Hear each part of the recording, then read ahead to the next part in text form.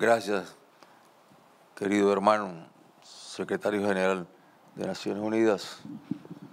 Nos ha hablado, como bien lo ha dicho, con el corazón. Con el corazón.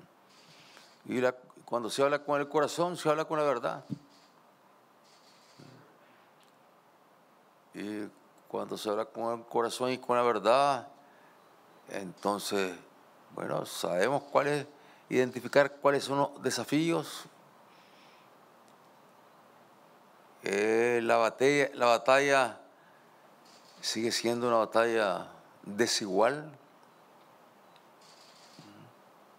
David frente a Goliat,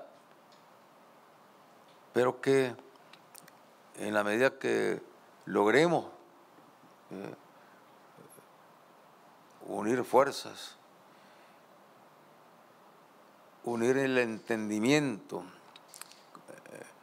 cohesionar posiciones, las naciones, los países que estamos siendo más afectados históricamente por el cambio climático,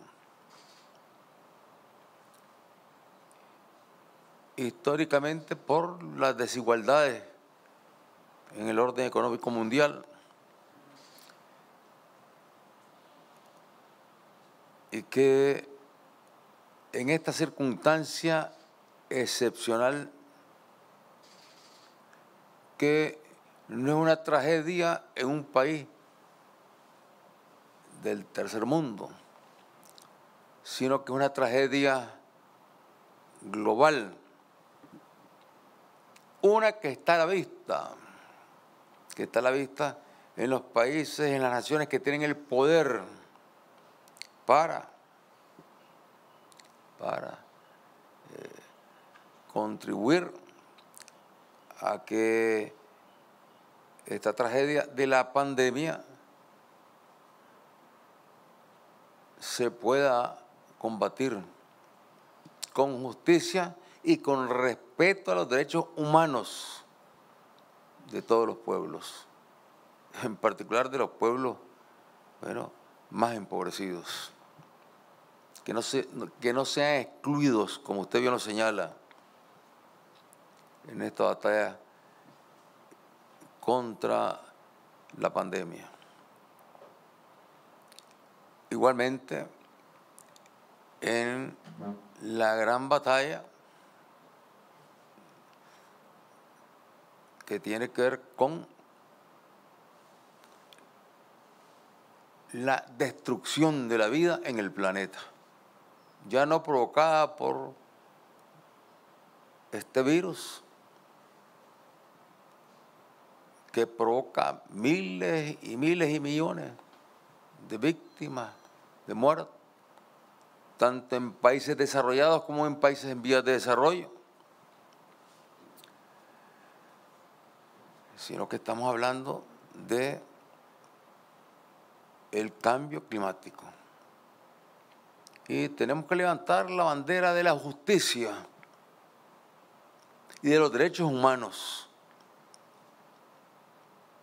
porque sacudir la conciencia de las potencias para que entiendan de una vez por todas que ya en esa batalla no solamente desaparecen, se extinguen más rápidamente los pueblos que están en condiciones más frágiles, más expuestos, como la región centroamericana, como las islas del Caribe, sino que también yo diría ya en el corto plazo, ya no es larguísimo plazo, sino en el corto plazo, también se extinguirá la vida en los países desarrollados. Y esta no es una especulación nuestra, no son palabras, simplemente nos estamos remitiendo a la discusión que se dio en París cuando se logró el Acuerdo de París, y donde, Nicaragua se aferró a insistir en que ese acuerdo no era suficiente pero está claro que las fuerzas que no quieren ver su propia destrucción y creen que los que van a seguir sufriendo son los países más empobrecidos, impusieron al final el Acuerdo de París. Nicaragua en ese momento no firmó. ¿Por qué? Porque nosotros nos hemos estado remitiendo a lo que dicen los científicos de los países desarrollados, más allá de lo político, más allá de lo ideológico, más allá de lo religioso, lo que dice la ciencia, lo que dicen los especialistas de la NASA, la situación en que se encuentra ya el planeta Tierra, que no se quiere ver de parte de los que tienen el poder para atender y luchar, porque es un desafío ya, aunque atendieran con todos los recursos, ya es un desafío contener el calentamiento global, frenar el calentamiento global y evitar una catástrofe mayor. Creo que aquí es muy importante, como lo señalaba el secretario general de Naciones Unidas, que unamos esfuerzos, entablemos coordinaciones, contactos. Nosotros pertenecemos a la Comunidad de Estados del Caribe, a la Asociación de Estados del Caribe, pertenecemos a la asociación. También está por otro lado el CARICOM, la Comunidad de Estados del Caribe. Bueno, tenemos que unir esfuerzos. Nos encontramos cerca todos, en el Gran Caribe, y la mayor parte de nuestros países tenemos población caribeña, afrodescendiente, y también muchos vínculos, totales vínculos históricos con el Caribe. Entonces, unir esfuerzos. ¿Para qué? Para llevar nuestros planteamientos alrededor de estos mecanismos que estamos aquí considerando, que estamos comprometiendo.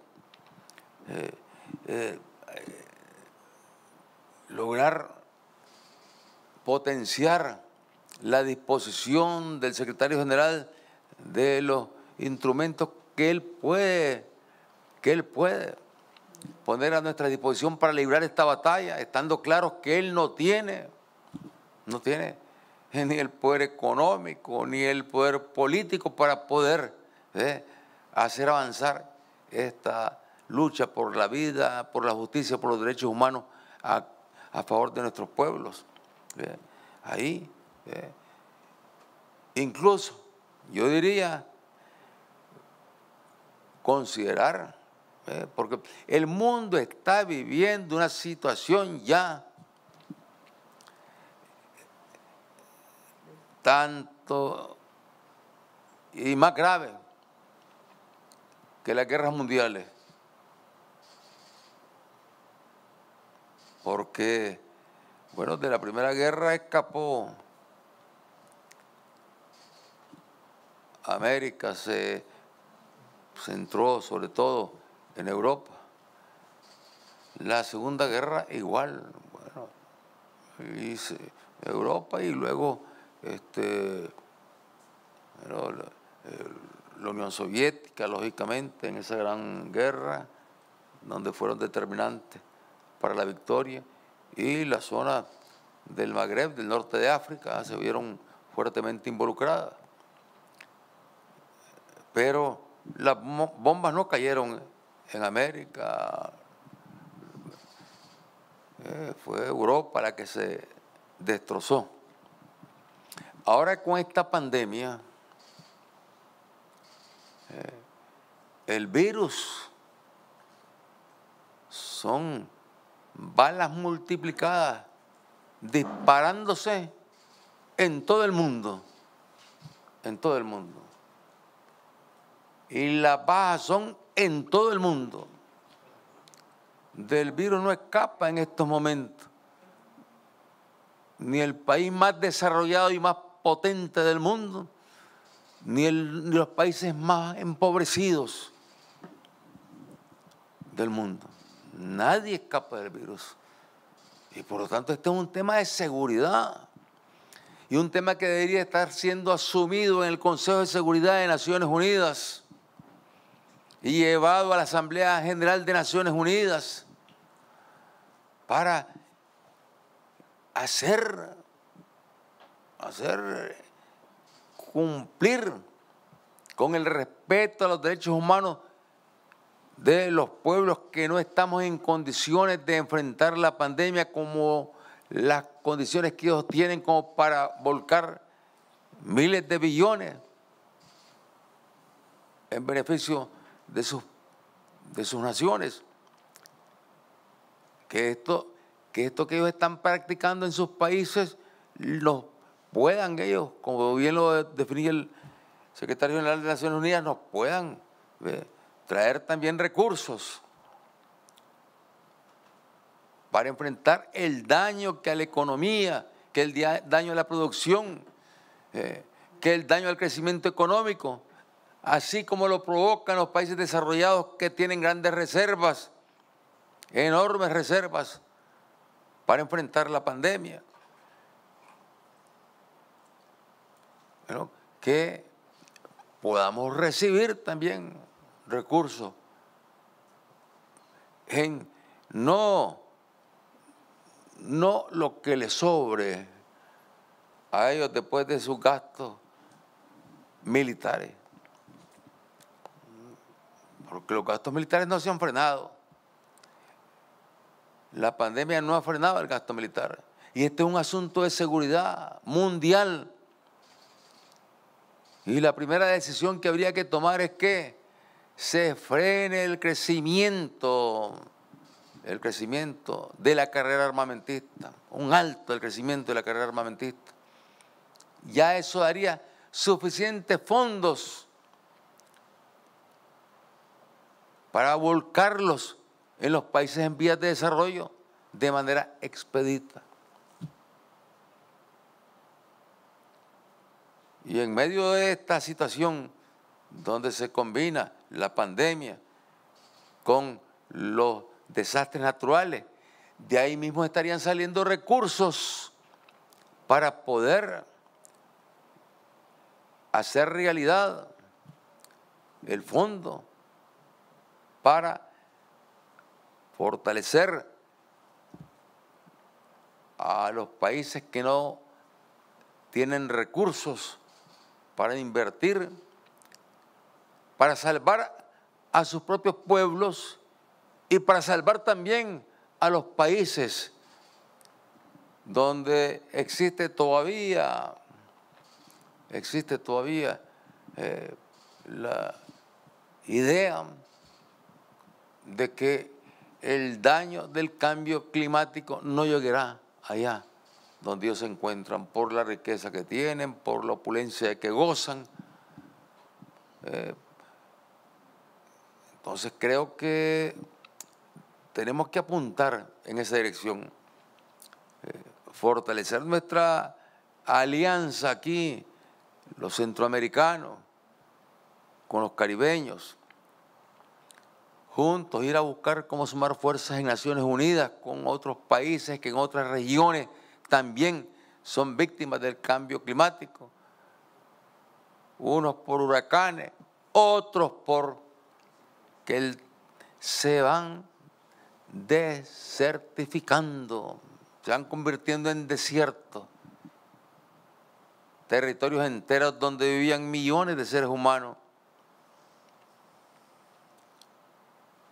O sea, contar con los recursos de esa manera, partiendo de que es necesario llevar este debate al Consejo de Seguridad, llevarlo a la Asamblea General y declarar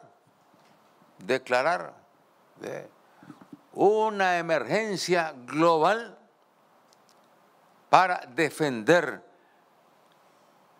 con justicia los derechos humanos de toda la humanidad. Muchas gracias, querido secretario general, muchas gracias, queridos hermanos presidentes, representantes de los países del sistema de integración centroamericano, gracias a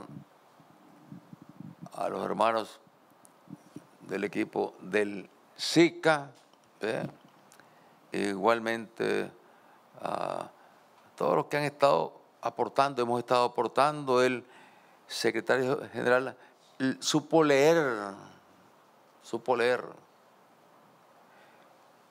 en el dolor de nuestros pueblos, en el sufrimiento de nuestros pueblos, en el despojo de nuestros pueblos, que muy bien ha sido expresado aquí por los representantes de nuestros pueblos, pero no para